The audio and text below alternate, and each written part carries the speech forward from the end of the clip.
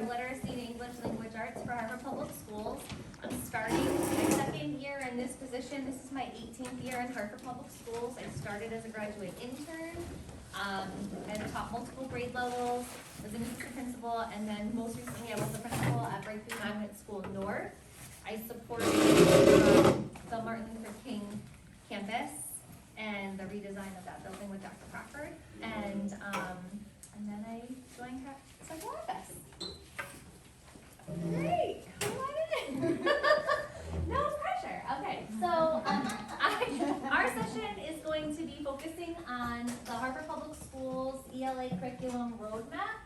So this year, so you know, we are going through a full ELA curriculum selection, review, selection, and adoption process for pre-K to grade 12 for ELA. So I'll talk a little bit about that and the journey of how we got here. So the objectives for this session will be talking about our journey so far, describing the purpose and the process for the ELA curriculum review, selection, and adoption process.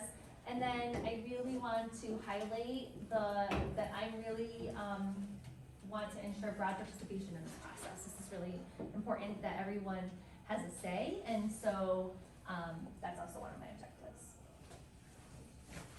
So this is the newly designed Hartford Public Schools ELA mission and vision. So the vision is that Hartford Public Schools is a model urban district for literacy and English language arts.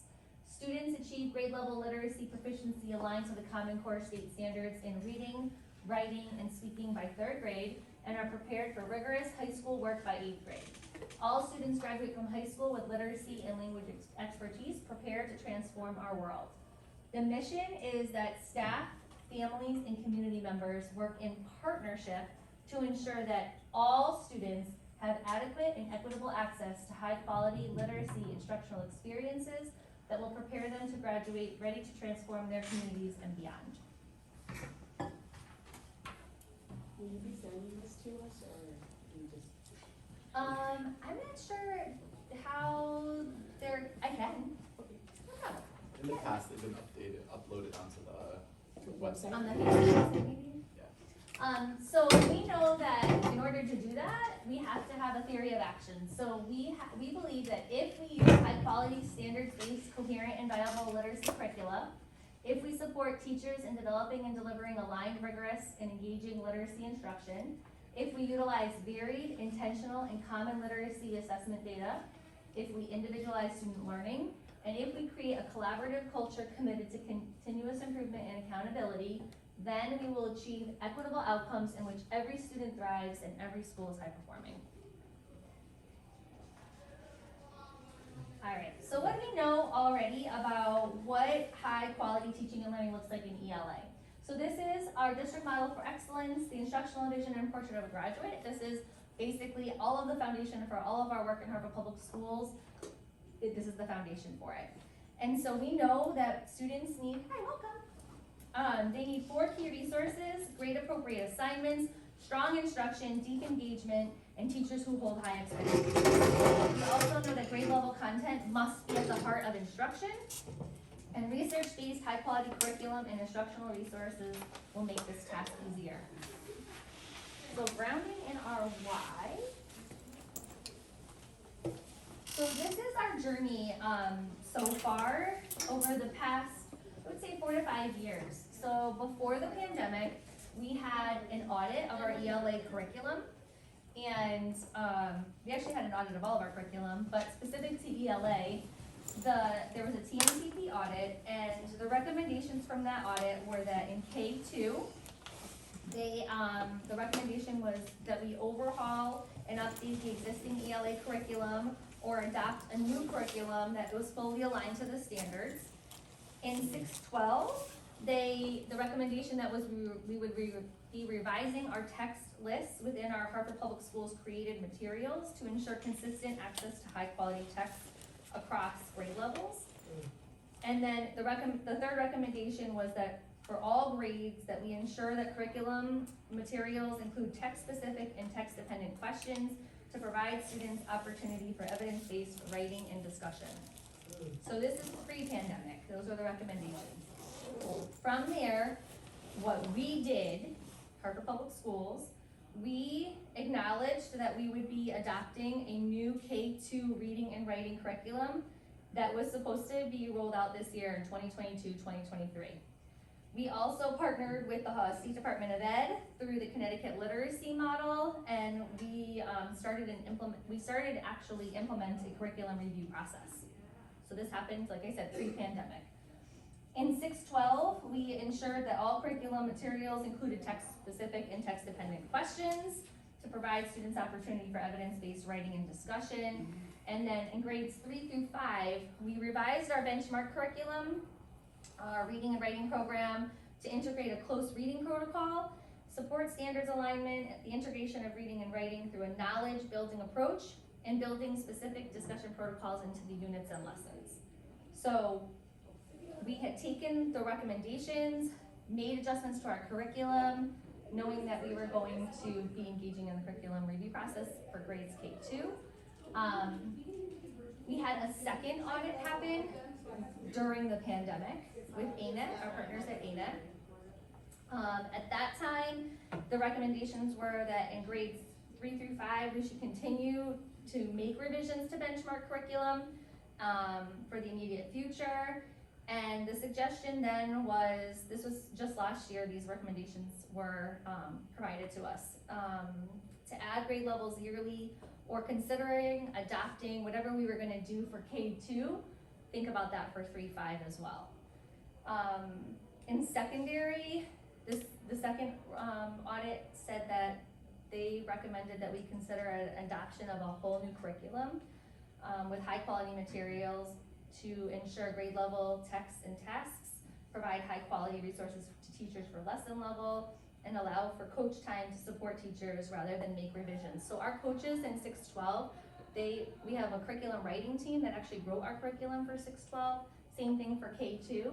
And so the recommendations from ANET last winter or so, was that we looked at doing the curriculum review process. And so from there, I went back to Dr. McGrowan and I said, so the recommendation is new curriculum 612. We already said we were gonna do K2, so we would do something for K2. We gotta think about 3-5, 6-12, and so we decided that we would take a look and do a review of the entire curriculum. And we are including pre-K in that as well. The Right to Read Act also happened during this time. And so the Right to Read Act is that, this is state legislation, it's every Connecticut student has a right to read, and there's a right way to teach students to read. So the science of reading is supported by educational researchers as the proven most effective way to teach literacy skills. This is defined by the following key areas of reading: phonics, phonemic awareness, vocabulary development, reading fluency, including oral skills, and reading comprehension. So last spring, we determined from there, from all of this in the journey and this timeline, that we would go through a full curriculum review, selection, adoption process for ELA.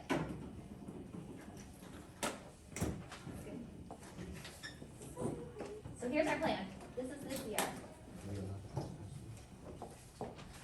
So we know immediately, we wanted to make sure that we were supporting students for this year. And we knew that we had already started professional learning for teachers in grades K-3 focused on the science of reading. So that's through our letters professional learning.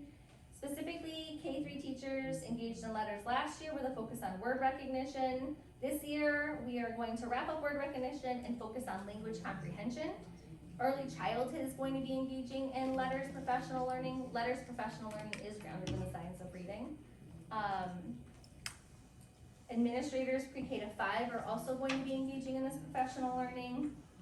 And then what we really heard last year from our secondary teachers is that our students were coming into the secondary level and there was unfinished instruction that had happened for them. And so some students are still learning how to read.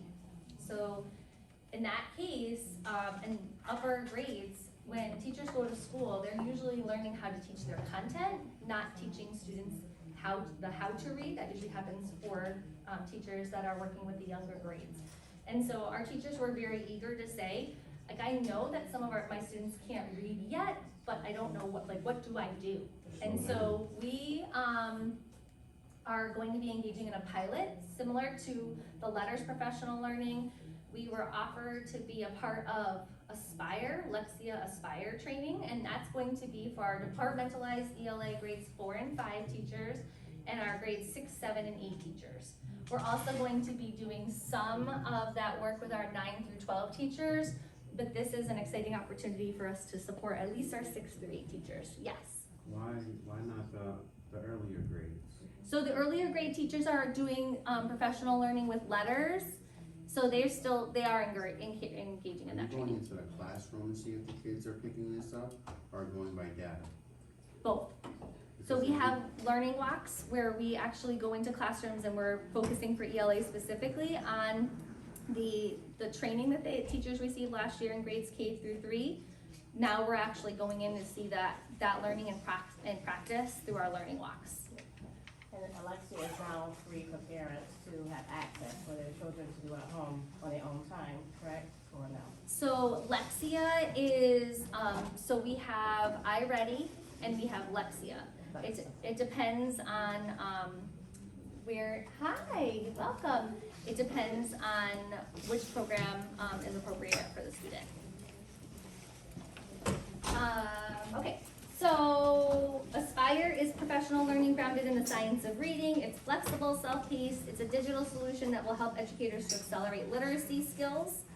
And we also, that was a great question because I was gonna say, our learning walks in classrooms. So we're visiting all classrooms this year and to see specifically in ELA, K3 foundational skills instruction and in grades 4, 5 small group instruction. Yes. Now, my reason for asking that, if a teacher realizes the class isn't picking it up at her pace, does she have the option to slow down so the kids can catch on what she's teaching?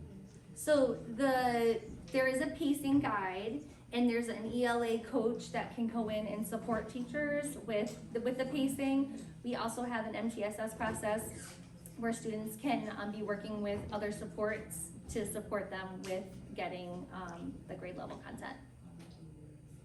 So she can't slow down.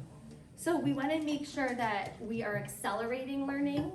And so it's not necessarily about slowing down, it's more about making sure that every student gets what they need at their individual, wherever they are individually. But if most of your class isn't catching on, sounding out words, closed letter vowels, the sight words, if a good percentage of your class isn't getting it, how can you go forward? So it is an individualized, more of an individualized approach. So there's the whole group part, but then there's also small group parts where students still get access. It's more about providing strategies and skills for students to be able to access the pacing. And it's not that they're not going to get what they need at other times too. So they will get what they need wherever each student is, they will get that. And there's also thinking about making sure that the grade level content keeps going because we know that there's unfinished instruction. But that's a great question. Yes. So is the district actually putting in all the ELA people in the building? Because like, I know we got a new one for K to 2. Right. And then we had different ones, I think one for middle school, she had one for 3 to 5, and one for the middle school. So When you say a new person for ELA, like, how the initiative is to get all the buildings have FCCSP. So I didn't know if they were making sure that all the schools have an ELA now for K to 2, 3 to 5, 6 to 8, and higher. Yep. Is that an initiative that happened started last year and this year? And then you're saying the training happened last spring? So they're all ready to go right now, right? so last year K3 teachers engaged in letters professional learning for the whole year. Oh, okay. So it took the whole year last year and they're continuing that work all year this year as well. Okay, but then you just said that we're having the Aspire. Aspire is for teachers in grades 6 to 8.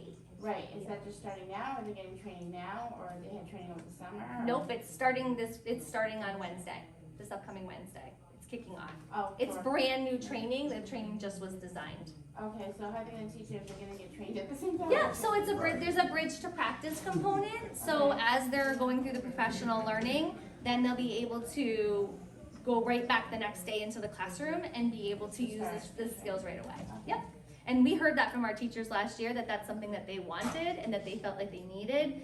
And so that's why we are engaging in But this. this question too for the K-2, so the thing is like the lead come in for our K-2, so the class is a little behind, are they sending them to the specific ELA to work with them one-on-one, is that what you're saying? So- To catch them up, so that way, Yep, so there's opportunities in their day, in their school schedules for different intervention and or enrichment opportunities depending on what they need. So that is built into their school, into their day. These are all really great questions. All right, so I'm gonna talk a little bit more about the process for the curriculum review, selection, and adoption process for ELA. So we are going to have different groups in supporting this process. Overall, there's going to be, I'm gonna just start here with the Critical Perspectives Committee. So there will be a Critical Perspectives Committee that will consist of department, grade level, community, demographic, expertise, engage in learning dialogue and consensus-based recommendation making, and make recommendations to the Literacy Council for ELA strategy and resources. So Critical Perspective Committees, there are going to be 3. There's going to be a pre-K to grade 5 committee, there's going to be a 6-8 committee, and there's going to be a 9-12 committee. So there'll be representatives from each of those committees that will be on the Literacy Council. So 2 or 3 people from each Critical Perspectives Committee will then also be on the council to kind of share out what's happening across committees. Have you guys thought of bringing in people to do literacy after-school programs? Yeah, we have after-school support. We have after-school tutoring. Is that what you mean? Not tutoring, but to sit down with a group of kids to teach them reading. That's a great idea. I could bring that back to the team. Right there. What did you say? They're right there. Okay. So we'll have the council, the Critical Perspectives Committee, and then we are working with the State Department of Ed, so they're actually going through this process right now with the Right to Read Act. The State Department of Ed is going to be providing districts with a menu of curriculum for grades K to 3. And so school districts will have to choose from that menu to teach grades K to 3. And so we're waiting for that. It was supposed to come out on July 1st. It hasn't come out yet. So as soon as that is released, we're going to be using that as our foundation for pre-K to grade 3. And then we also have a partnership with ANET, which is the Achievement Network, who's actually done this with several other districts, and they're supporting us with the process as well. And we're following this math just went through this last year. We're following the exact same process that math is done. And then, of course, we want to make sure that we have our Hartford Public Schools educators as a part of this process and giving them time for feedback and input. A survey is going to go out within the next week or so to our families to ask who would be interested in being a part of this, if you wanted to be on the Critical Perspectives Committee or a part of the council. And the days and the times will be listed on there with the commitment if you are interested. So keep your eyes out for the Parent Square. So this is the timeline that we're looking at. We're right now establishing the council, the Critical Perspectives Committee, and we're determining the process. In October, November, we will actually be engaging in the study, evaluating and recommending curricular resources. The biggest part I want to highlight will be the winter and springtime, really, where we're going to take our recommendations on the road. So what the plan is that each committee is going to come up with 3 recommendations for what they are thinking for, that they would recommend for curriculum and moving forward. My plan right now is to go to every school governance council meeting, student council meeting, I want to hear student voices, PTO meetings, wherever I can get a platform to share the resources, the curriculum that's been chosen, get feedback on that. And then we'll be bringing all of that feedback back to the Literacy Council to then make our final recommendations. And so hopefully we have our final recommendations by January. and we'll have a resource for pre-K and K-5, 6, 8, and 9, 12. Does anyone have any questions? Yes. Yeah, my question is about in revising the curriculum and the course standards, like what is your process for making sure that it's culturally relevant and addressing the needs of kids of color, especially Black Americans? Yep. So the process this past year has been that, so we went back in and we revised all of our curriculum in partnership with the Achievement Network. And so we looked at different resources to include culturally relevant text across all grade levels, especially in the upper grades 6 to 12. One of the biggest investments that we had over the past couple of years has been in our classroom libraries, especially for error time, with our students having access to a wide range of text. And then as far as the actual implementation guides have gone, so we have worked to create text-dependent questions, make sure that the texts are standards aligned that we have right now, and our implementation guides have been out to review with the Achievement Network, and then they give us feedback on that through their audit process that they had already engaged in with us. And so are those people, like, how are they, I guess, validating the suggestions and Yep, saying so this is... they're like the consultant that was hired to do the audit, and then they have a full rubric that is used in order to make sure that the curriculum is high quality. And so as we would be revising, they would be continuously giving us feedback using that rubric. Does that answer your question? It does, but now I'm curious about what the rubric contains. Yeah. Right. You can go on it. So we use it, Achieve the Core. Achieve the Core is a huge resource for us as well. Making sure that everything is high quality and culturally relevant. And is there a way, like in the classroom, I guess maybe part of it with the rubric, to assess how well students feel represented in the curriculum, in the reading books, in the stories that they're learning about, how connected they feel to learning? Yep, they've been surveyed over time, and so usually that happens at the classroom level, and then teachers then reach out to our curriculum specialist in 612, Kara Arnold, and then she also will support and give book recommendations as well. And we have different partnerships with like Barnes & Noble and Follett and other book sources that also give us lists of texts that are recommended. Do you guys work with any Black bookstores, Black-owned bookstores, like Key Bookstore? They have a lot of selections. Okay, I can take a look at that. What was the name of Key Bookstore? It's in Hartford. They have children's book, but also books that for older people as well. Okay, that was great. That's why you should fill out the parent square though, so you can come and be on the committee. Oh, okay. I have to say though, in my school, the sixth grade teacher came up to me last year, she's now doing fourth grade. And I did a bulletin board on holidays around the world, because we don't do specific, holidays. She says it's the first time all the kids in the classroom also included. She makes sure she has books on every single group. Hanukkah, Kwanzaa, Chinese New Year, we had stuff on Hinduism, everything. She said it's the only time the kids actually felt like they were part of the school, because everybody was included. So I would also go back and talk to the teachers. She showed me her whole library, she showed me every section. She said, we do this month, this month, we go, Spanish Heritage Month, Black History Month.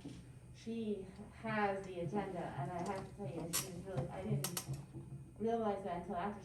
She hits every spot, and maybe that's what we need to make sure of, that teachers have that availability, because I know when they switch grades, sometimes they don't have all the books they need. And unfortunately in our school, I'm trying very hard to get our library back up and running. It's been closed for the last 3 years.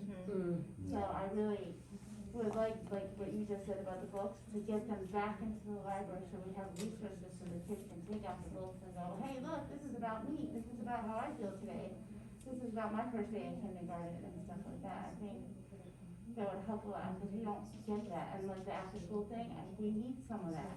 Well, that was my biggest question, because I hear a lot about buying more textbooks.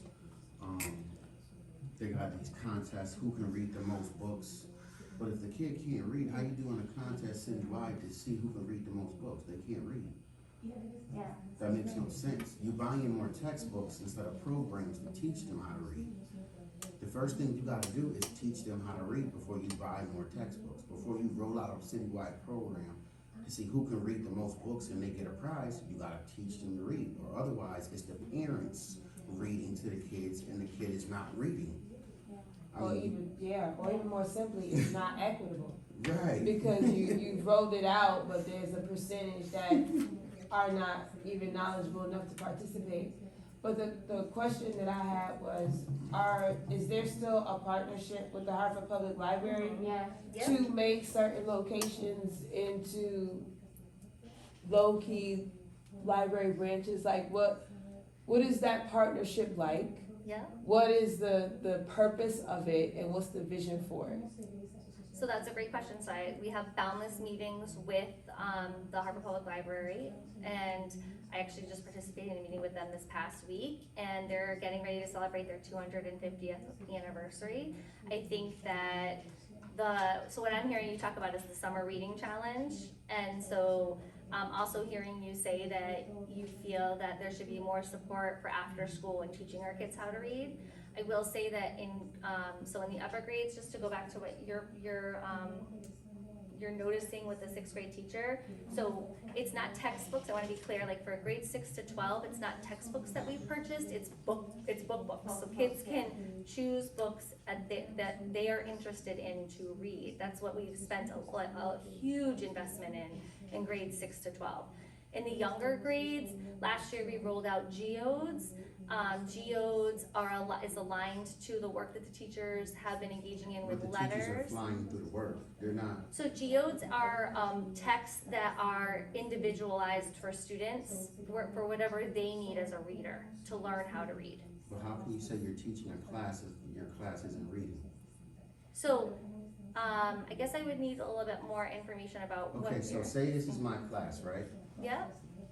A week goes by, I give them sight words that I want them to break down, tap out, that's what they say in the class, tap out the sounds of the words, Yep. underline the closeout vowels, Yep. but then only 2 people know that.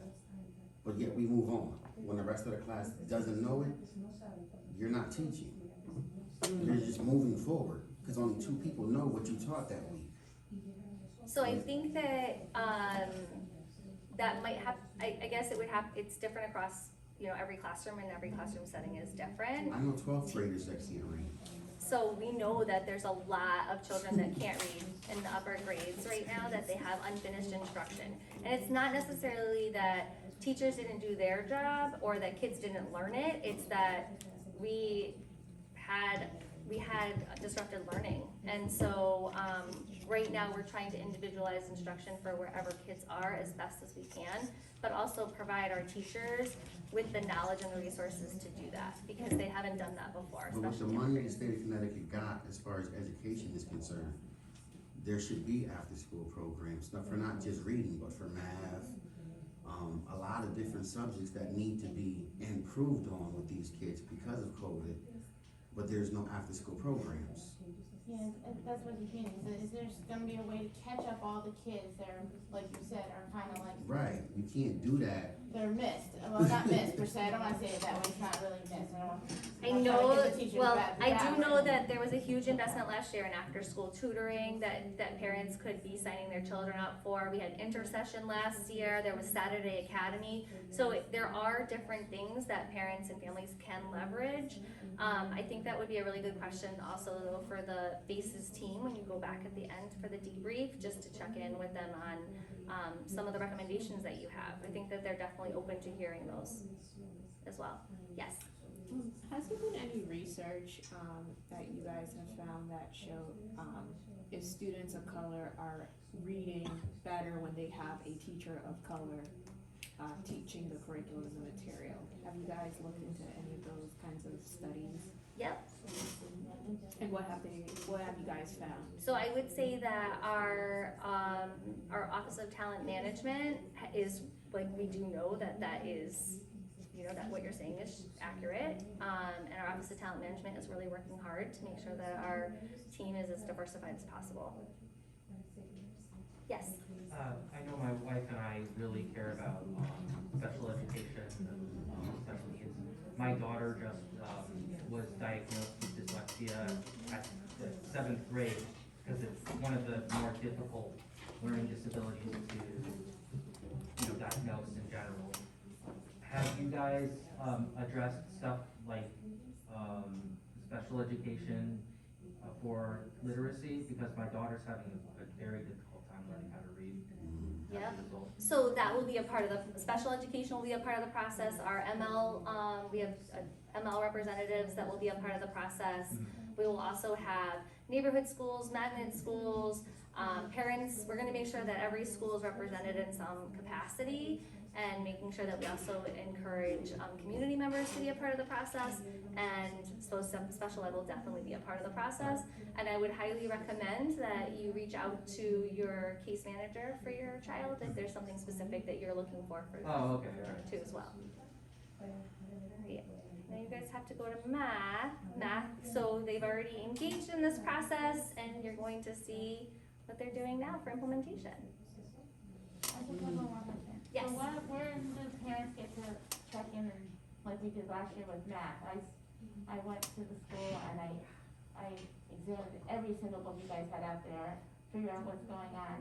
Are they gonna do that again with English? We're following the same process. Yep, Fantastic. yep, we're following the same process. Alright, well, thank you so much for coming, and